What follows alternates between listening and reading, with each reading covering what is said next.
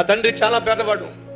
కన్న కూతురు కష్టాలు పాలు కాకూడదని రెక్కలు ముక్కలు చేసుకొని కొన్ని సందర్భాల్లో అప్పులు చేసి ఎప్పుడు కూతురు ఉత్తరం రాసినా ఇమీడియట్ గా మనీ పంపిస్తూ వచ్చేవాడు. కూతురుతో పాటు రూమ్మేట్స్ అందరూ ఓ రోజు ప్రశ్న వేశారు. మా నాన్న డబ్బులు పంపించమంటే 1 వీక్ ఆలస్యంగా పంపిస్తాడు, 10 days ఆలస్యంగా పంపిస్తాడు, ఒక్కొక్కసారి పంపించడు. కానీ అదేమిటే మీ నాన్న టైం పంపించేస్తాడు, ఇంతకీ మీ నాన్న ఏం చేస్తాడు?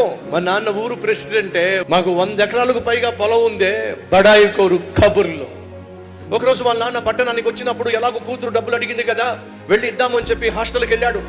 అమ్మ, నేను పలానా అమ్మాయి తండ్రిని, మా అమ్మాయిని ఒకసారి కిందకి రమ్మని చెప్పన్నానంటే గబగబ కిందకు వస్తే నాన్న చూసి వాళ్ళ కూతురు చెడమడ తిట్టేసింది.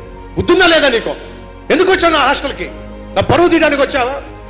చెడమడ తిట్టేసింది. తండ్రికి ఏం అర్థం కావట్లేదు. అది కాదమ్మా, నువ్వు డబ్బులు కావాలని అడిగావు కదా, ఎలాగో ఈ పట్టణానికి వచ్చాను కాబట్టి ఆ డబ్బులు నీకు ఇద్దామని చెప్పి ఆ తొందరలో నీకు ఇద్దామని చెప్పి వచ్చేసానమ్మా అన్నాడు. చేయొచ్చు కదా.